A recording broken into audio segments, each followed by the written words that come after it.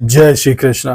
आज जानकारी लेकर आए हैं फिर से गुप्त नवरात्रि के ऊपर। जैसे कि गुप्त नवरात्रि आ रही है, गुप्त नवरात्रि में बहुत सारी चीजें होती हैं जो साधक साधिकाओं को जाननी चाहिए। गुप्त नवरात्रि 9 दिनों की साधना के लिए होती है। गुप्त नवरात्रि 5 दिनों की साधना के लिए होती है। गुप्त नवरात्रि 1 दिन की साधना के लिए भी होती है। गुप्त नवरात्रि में अष्टमी का दिन 1 दिन की नवरात्रि के लिए, 1 दिन की नवरात्रि साधना के लिए बहुत उत्तम होता है। जो लोग सिर्फ एक रात्रि की साधना करना चाहते हैं वो अष्टमी के दिन सुबह से ही इस बात का ध्यान रखें। घर में साफ सफाई करके फूल पूजा की सामग्री लाकर घर में नियम से जैसा दैनिक पूजन करते हो वैसा ही पूजन करना चाहिए।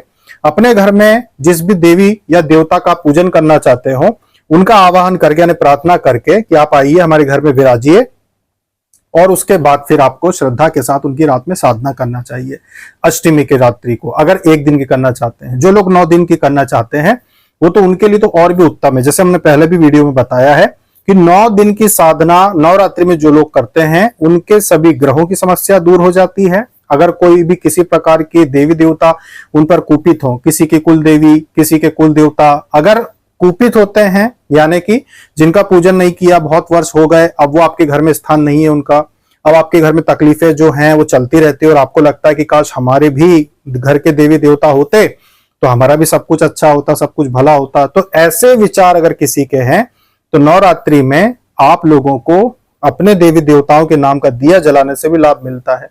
सिर्फ दिया जलाने से भी लाभ मिलता है। सामान्यतः 21 दिन की साधना होती है जो सबसे उत्तम दिन माने जाते हैं साधना के क्षेत्र में।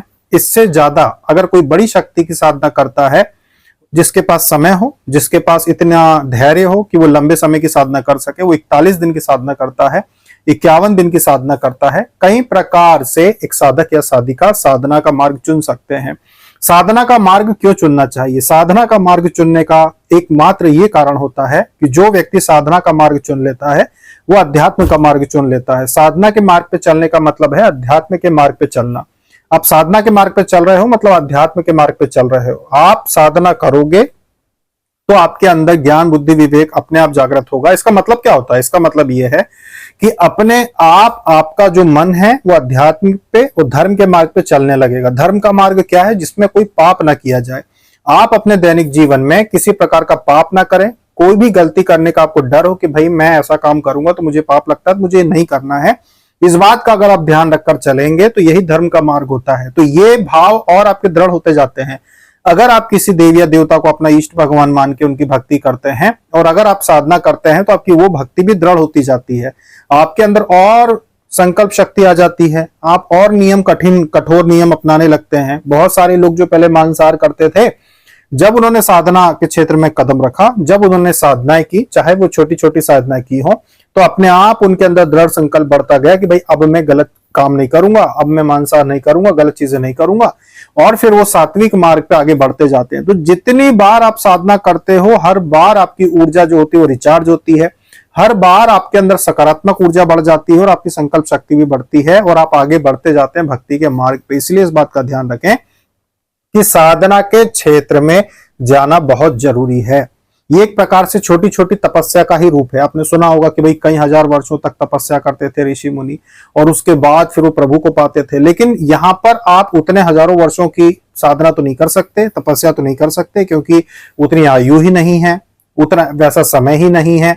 आज आवश्यकता है आपकी ना हो पर आपके बच्चों की होगी, आपके परिवार के लोगों की होगी। आज दवाइयां इतनी महंगी हैं, हर घर में बीमारियां हैं, तो इतनी सारी तकलीफें हैं कि आपको किसी भी स्थिति में काम करना ही पड़ेगा। तो सभी की आवश्यकताओं को देखते हुए आप इतनी लंबी साधना तो कर नहीं सकते। इसीलिए आप छोटी छोटी साधनाएं करके भी वही लाभ प्राप्त कर सकते हैं। छोटी छोटी साधनाएं करके, जैसे 21 दिन, 11 दिन, तो ऐसी साधनाएं करना चाहिए जिनसे आपकी मनोकामना पूरी हो जाए। तो जो भी व्यक्ति साधना के क्षेत्र में आना चाहता है गुप्त नवरात्रि में वो साधना करे।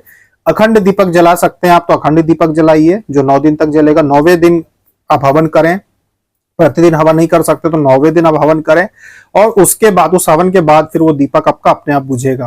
पहले दिन से 9वें दिन तक जलाना है आपको। अष्टमी के दिन भी उसको बुझने नहीं देना है, 9वें दिन तक जलाना है। यानी कि अष्टमी की रात्रि को जब आप तेल डालते हैं ना तो 9वें दिन तेल डालने की आवश्यकता नहीं, फिर अपने आप, कुछ लोगों का 9वें दिन अपने आप बुझता है अखंड ज्योत, या कुछ लोगों का 10वें दिन। इस प्रकार से बस उसका स्थान थोड़ा सा सरका देना होता है बस इतना करना होता है। तो देखिए बहुत महत्वपूर्ण होता है कि आप अपने घर में नवरात्रि में एक चौकी यानी कि एक पटिया यानी कि एक आसन बनाएं। उस आसन पे देवी जी या जिसकी भी आप पूजना करते हैं, जिसको भी आप अपना इष्ट मानते हैं, उसको वहां विराजित करें, उनका ईमानदारी से 9 दिन पूजन करें और उसके बाद फिर जो ये साधना है आपकी 9वें दिन पूर्ण मानी जाएगी। तो इस प्रकार से आप साधना करें।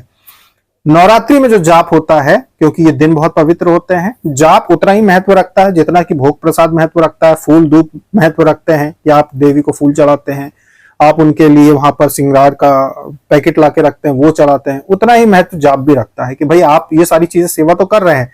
अगर आप जाप भी करते हो कम से कम 11 माला का, कम से कम 11 करो नवरात्रि में। बाकी दिन तो हम कह देते हैं कि भाई आप 5 माला भी कर सकते हो, 1 माला भी कर सकते हो, प्रतिदिन जो करते हो, दिन नहीं गिने हो जिन्होंने, जो प्रतिदिन करते हो। लेकिन नवरात्रि में आपको कम से कम 11 माला करना चाहिए और जिसके पास समय है वो 21 माला करे, 51 माला करे। इस प्रकार से भी आप अपनी जो ऊर्जा है वो ज्यादा बना सकते हैं।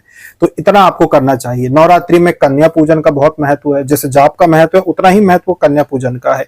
कई बार देवियों के द्वारा, कई बार नवरात्रि में ये होता है कि मनोकामना होती है, देवी देवताओं से लोग प्रार्थना करते हैं कि हमारी ये मनोकामना पूरी करना है, हमें वो मनोकामना पूरी करना है। ऐसी स्थिति में क्या होता है कि उनको देवी जी ये कहती है कि आप कन्या पूजन कीजिए, कन्या भोजन कराइए, कन्या पूजन कीजिए। इस प्रकार से भी कहती हैं और वो लोग फिर कन्या पूजन करवाते हैं।